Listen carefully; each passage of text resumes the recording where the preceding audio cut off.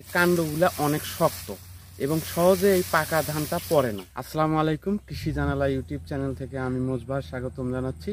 দেশ এবং দেশের বাহির থেকে যারা দেখছেন তাদেরকে শুভেচ্ছা এবং স্বাগতম।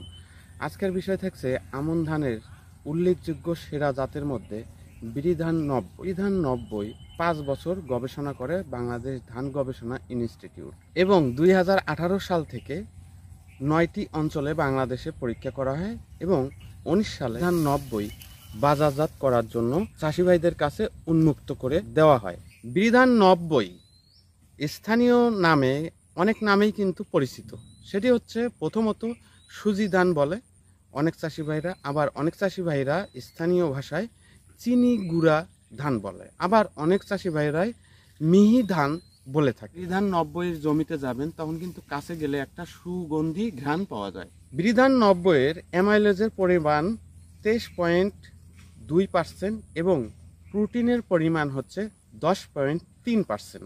আমন ধান চাষের ক্ষেত্রে আপনারা যে কোনো ধানের বীজ ক্রয় করেন না কেন, উল্লেখযোগ্য কিছু বৈশিষ্ট্য অবশ্যই জেনে নেবেন। 1000টি দানার ওজন 12.7 গ্রাম হয়ে থাকে। বিরিধান 90 3 নম্বর বৈশিষ্ট্য হচ্ছে যখন এই ধান পাকে তখন এই ধানের যে ডিগ পাতাগুলো এই দেখেন এটা কিন্তু খাড়া হয়ে থাকে, একসঙ্গে সমানভাবে ফুল ফোটে এবং পরাগায়িত হয়ে থাকে। বিরিধান 90 সবচাইতে গুরুত্বপূর্ণ এবং ভালো দিক, কেননা যখন একসঙ্গে পরাগায়িত হবে বা একসঙ্গে ফুল আসবে সেই ধান কিন্তু একসঙ্গে বের হলে একসঙ্গে পাকবে এবং এক সমানভাবে কাটতে পারবেন। কেন বলছে এই কথা? কেননা অসংখ্য ধান আছে বা অসংখ্য ধানের জাত আছে, একসঙ্গে কাটা যায় না, কিছু আগে পাকে কিছু পরে পাকে, এছাড়াও কিছু আগে বের হয় কিছু পরে বের হয় এবং পরাগায়িতেও এই রকমভাবে আগে এবং পরে হয়ে থাকে। এই জন্যে বিরিধান 90 ক্ষেত্রে সম্পূর্ণ অনন্য জাতের তুলনায় আলাদা হয়ে থাকে। এই জন্য বিরিধান 90 আপনারা চাষ করবেন এবং উচ্চ ফলন পাবেন। এই লম্বা হলেও এর কাণ্ডগুলা অনেক শক্ত এবং সহজে এই পাকা ধানটা পড়ে না এবং এর যে ডিগ পাতাটা এটা উপরের দিকে এই দেখেন খাড়ায় আছে। বিরিধান 90 5 নম্বর বৈশিষ্ট্য হচ্ছে বিরিধান 34-এর মতো এর সুগন্ধি রয়েছে এবং দানার আকারগুলা ঠিক বিরিধান 34-এর মতো হয়ে থাকে। বিরিধান 90 পূর্ণ গাছের বয়স্ক উচ্চতা হচ্ছে 110 সেন্টিমিটার। সকল জাতের উপসি ধানের জমিতে এই বিরিধান আপনারা 90 চাষ করতে পারবেন। বিরিধান 34 আছে, এই 34-এর যে জীবনকাল তার চেয়ে 22 দিন কম হয়ে থাকে। বিরিধান 90 কর্তন করার পরবর্তীতে অনন্য ফসল রবি মৌসুমে আপনারা চাষ করতে পারেন। বিরিধান 90-এর জীবনকাল হচ্ছে 115 থেকে 125 দিন। গড় ফলন হচ্ছে 4.5 টন থেকে 5 টন পর্যন্ত হয়ে থাকে। বিরিধান 90-এর ক্ষেত্রে সার প্রয়োগ পদ্ধতি সবচাইতে গুরুত্বপূর্ণ। এটি যে কোনো ধানের জমিতেই হোক বা যে কোনো ফসলেই হোক, 33% বিঘাতে ইউরিয়া সার লাগে 20 কেজি।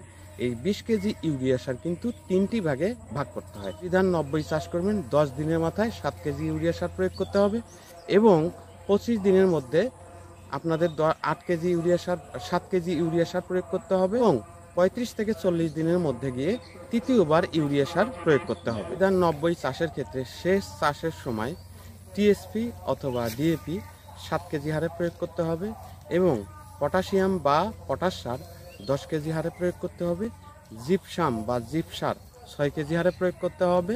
জিঙ্ক বা দস্তা সার আপনার 1 কেজি 33% বিঘাতে শেষ চাষের সময় প্রয়োগ করতে হবে এবং মই দেওয়ার পরে তারপর বিরিধান 90 আপনারা জমিতে রোপণ করবেন। শুধু বিরিধান 90 স্থানীয় নাম চিনি গুঁড়া বা সুজি ধান, এছাড়াও মিহি ধান, যে নামেই বলেন না কেন সেই ধান অবশ্যই শেষ চাষের সময় মই দেওয়ার পরে ধানের গুছি 2 থেকে 3টি করে দিয়ে রোপণ করতে হবে। বিরিধান 90 আমন মৌসুমের চাষ পদ্ধতি। অন্যান্য উপসি জাতের ধান যে সকল জমিতে যেভাবে আপনারা চাষ করেন ঠিক একই পদ্ধতি বিরিধান 90 আপনারা চাষ করতে পারেন। বিরিধান 90-এর বীজ বপন 1 জুলাই থেকে 20 জুলাই পর্যন্ত আপনারা বীজতলায় বীজ ফেলতে পারবেন। বীজতলা থেকে তুলবেন তখন অবশ্যই 20 থেকে 25 দিন বয়সের চারা মূল জমিতে রোপণ করতে পারবেন এবং রোপণের দূরত্ব হচ্ছে 15/20 সেন্টিমিটার।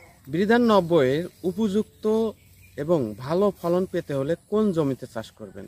মূলত এটি মাঝারি উঁচু জমি এবং উঁচু থেকে উঁচু জমিতে আপনারা যদি বিধান 90 চাষ করতে পারেন সেক্ষেত্রে কিন্তু ভালো ফলন পাওয়া যায়। এছাড়াও মাঝারি নিচু জমিতেও কম সংখ্যক অনেক চাষি ভাইরাই চাষ করে থাকেন, সেক্ষেত্রেও কিন্তু ফলন পাওয়া যায়। আগাছা দমন পদ্ধতি, আপনারা যে কোনো ধানেই আগাছা যদি থাকে তাহলে কিন্তু ধানের ফলনটা কম হয়। এজন্য বিধান 90 চাষের ক্ষেত্রে আপনারা অবশ্যই 40 থেকে 45 দিন পর্যন্ত ধানের জমিতে আগাছা মুক্ত রাখবেন।